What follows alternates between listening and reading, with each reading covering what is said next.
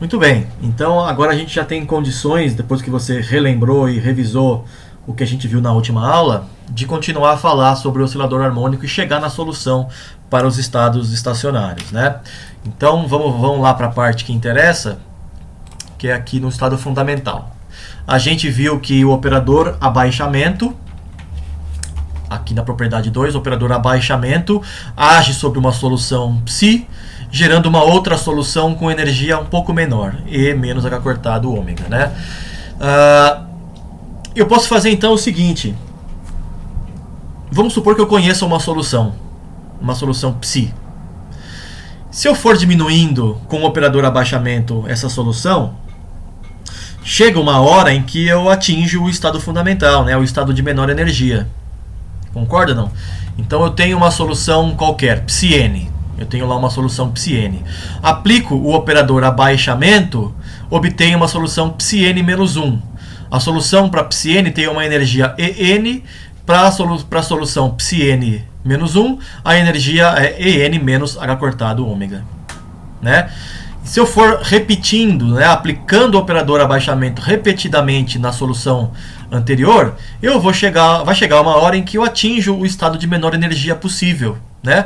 Ou seja, eu estou no psi-n, aplico uma vez o A menos, chego no psi-n menos 1, aplico de novo, chego no psi-n menos 2, aí aplico o A menos no psi-n menos 2, chego no psi-n menos 3. E vou fazendo isso, né? Uma hora eu chego no estado de menor energia.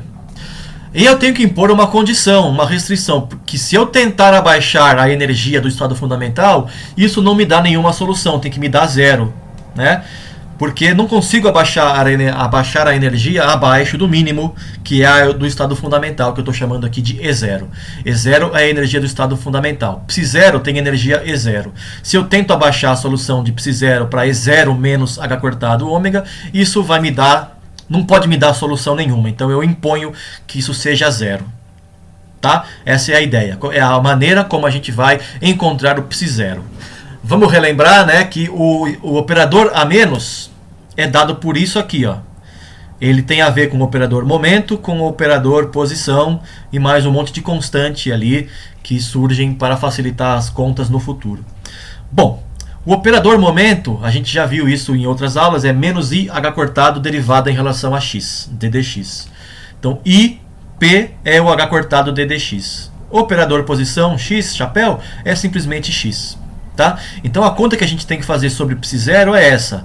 O operador abaixamento, que é isso daqui. Essa constante aqui eu posso desconsiderar, porque como isso aqui é igual a zero, né? Quando você passa isso aqui multiplicando, vai dar zero de qualquer jeito. Só preciso me concentrar nessa parte aqui dentro dos parênteses, que é dada por isso daqui, usando as definições dos operadores. Momento e posição. E aí eu faço a distributiva, né? H cortado d Psi0 dx mais m ômega x Psi0 é zero, e eu posso passar isso para o outro lado e obter essa equação aqui. Essa equação é fácil de resolver. Você pode tentar em casa, eu sugiro que você tente. É uma equação diferencial de primeira ordem super simples, só separar as variáveis, né? Escreve d Psi0 sobre Psi0 igual a menos m ômega x sobre h cortado dx. E aí resolve, integra. Aí você vai chegar na conclusão de que o Psi0 de x é dado por isso daqui, ó. É uma exponencial gaussiana, né? E a menos x ao quadrado. Claro, vai aparecer uma constante aqui, arbitrária, que você obtém de onde? Você obtém da normalização da função de onda, né? Você precisa normalizar a solução encontrada, fazendo a integral em todo o espaço de Psi0 conjugado vezes ele mesmo, e igualar isso a 1.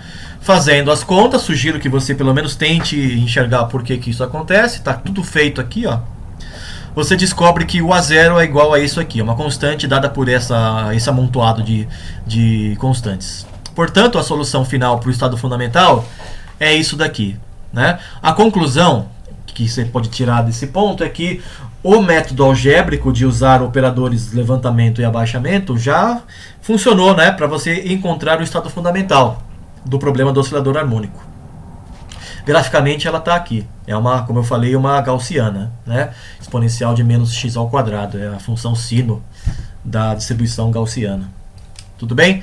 E ela está normalizada. A área debaixo dessa curva para qualquer valor de x, de menos infinito até mais infinito, é zero. É 1, perdão, é 1. Né? Tá normalizada, essa integral é 1. Tudo bem? Agora, se eu tenho a solução do estado fundamental de menor energia, eu tenho todas as outras, né? Basta agora eu aplicar o operador levantamento para obter o E1 e a psi1.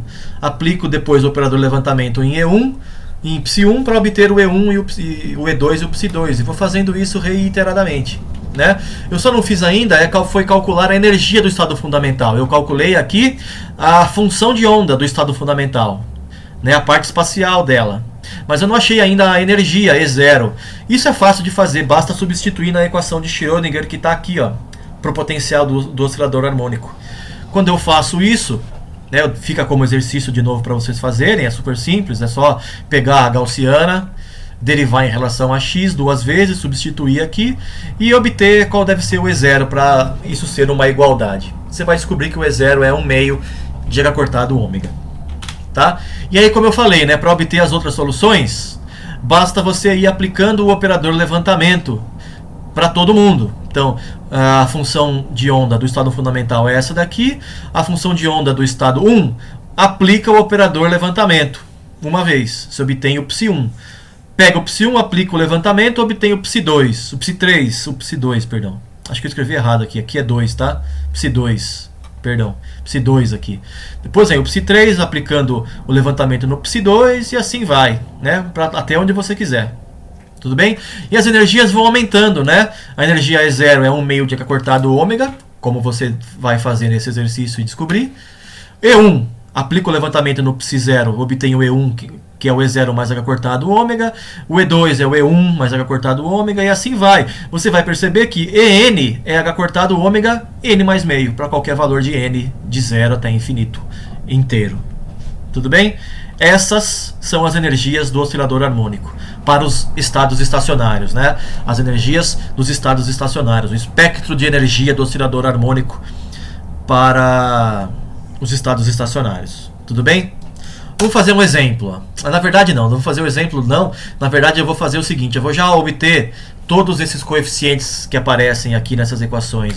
Eu não vou deduzir isso, não vou me preocupar em demonstrar, porque é um monte de conta, álgebra, muito mais do que precisa. Tá? A solução final é essa. A solução final do quê? De aplicar o operador levantamento e normalizar a função obtida. Então, você aplica o operador levantamento em psi0, você vai obter uma função que é proporcional ao psi1. Tem uma constante de proporcionalidade aqui, que você precisa achar normalizando. Quando você normaliza, você descobre que ela é dada por isso daqui, 1 sobre raiz de n fatorial. Tá? Só isso. Então, o psi-n é aplicar n vezes o operador levantamento ao estado fundamental e dividir por raiz de n fatorial. É só isso. Tá? Também dá para demonstrar, eu não vou demonstrar aqui, mas usando o truque parecido com o que foi feito para chegar nessa expressão, você descobre que todos os estados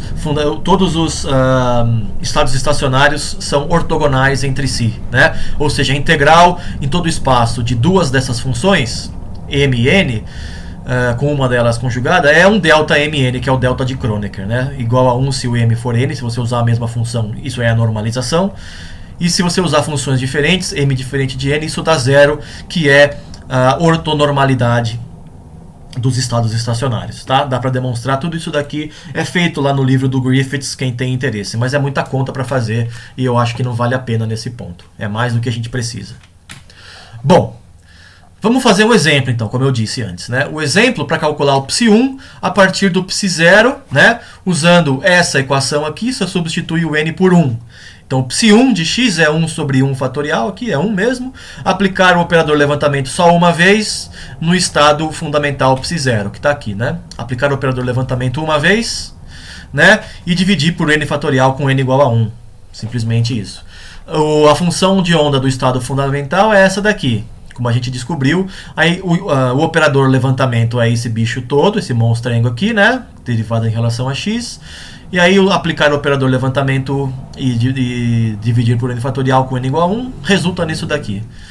Tem que pegar a função de onda do estado fundamental psi0, derivar em relação a x, somar com m ômega x psi0, dividir por raiz de 2m h cortado ômega.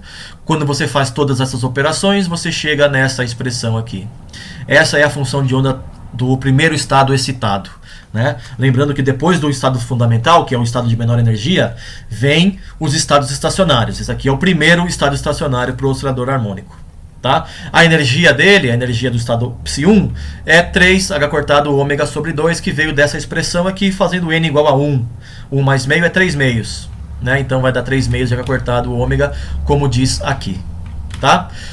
Vamos ver as características dessas duas funções. Aqui está o estado fundamental, aqui está o primeiro estado excitado. O estado fundamental é uma função par em relação ao centro, né? Que aqui, nesse caso, é o x igual a 0.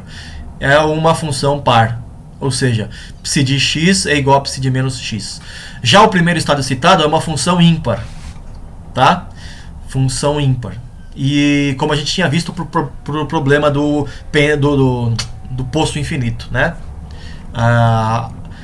As funções vão alternando entre pares e ímpares. Primeiro estado fundamental, né? É par. Primeiro estado excitado é ímpar. O segundo estado excitado vai ser par. E assim por diante. Outra coisa é que a função de onda do estado fundamental não tem nós, não tem zeros. Ela não cruza o eixo x nenhuma vez. O primeiro estado excitado cruza uma vez. E aí você já extrapola para o Psi2, vai ter 2 nós, Psi3 vai ter 3 nós e assim por diante. Tá? Embaixo aqui a gente tem a Psi0 ao quadrado, o módulo de Psi0 ao quadrado, aqui o módulo de Psi1 ao quadrado. E essas são as densidades de probabilidade de encontrar a partícula em alguma posição. Então, no estado fundamental é mais provável encontrar a partícula mais ou menos perto da origem. Né? No primeiro estado excitado é mais provável encontrá-la mais longe da origem, né? Só que igualmente provável de qualquer lado da origem. É mais ou menos a mesma probabilidade de encontrar a partícula aqui ou aqui. Tá? E no centro é muito pouco provável encontrar essa partícula, porque tem um nó ali. Tá, na função de onda. Tudo bem? Então, façam esses exercícios aqui usando essa fórmula para calcular o Psi2. Façam os esboços de Psi2 e o módulo ao quadrado de Psi2 e verifique por integração explícita, calculando realmente a integral, que essas funções são mutuamente ortogonais. Tá? Uma dica é explorar a paridade e a imparidade das funções. Uma função par vezes par integrada em todo o espaço vai dar um número que não é zero. Agora, uma função par vezes uma função ímpar é ímpar. É a integral em todo o espaço dá zero. Usem esses fatos para reduzir o número de integrais que vocês precisam fazer. Tá? Então fica aí como exercício. Bom, eu não vou falar do método analítico aqui, porque ele vai ficar reservado para uma aula futura, num futuro não muito distante, eu espero, para o método pro átomo de hidrogênio. Eu vou aplicar o método analítico para o átomo de hidrogênio. O método analítico é um método que vocês viram em física matemática com a professora Cristina, que é usando série de potências ou as chamadas séries de Frobenius. Tá? Usando aquela técnica, vocês vão descobrir que a função de onda para qualquer estado n, do Psi-n, é isso aqui, ó, em função dos tais polinômios de Hermite, que são esses polinômios aqui em função de uma variável que é proporcional a x, a distância x. Tá? Eu não vou entrar em detalhes aqui, se vocês quiserem fazer esses exercícios podem fazer, mas eu não vou cobrar nada disso de nenhuma maneira. Tá? Então vocês podem ignorar o método algébrico nesse caso, a gente vai usar isso tudo no método para calcular as coisas do átomo de hidrogênio, tá bom? Então deixa para lá. Mas esses exercícios sim são interessantes e importantes a partir do 23 aqui, tá? Várias propriedades de médias, desvios padrão, tá? Aplicar e verificar o princípio da incerteza e etc. Tudo bem? É super importante fazer esses exercícios aqui para vocês pegarem o traquejo de lidar com problemas de mecânica quântica. Tá bom? Bom, vamos falar agora de uma outra propriedade, que é o tunelamento, tá? Eu acho que eu vou falar isso num próximo vídeo, esse aqui já está comprido o suficiente, então daqui a pouco eu volto. Até mais, valeu!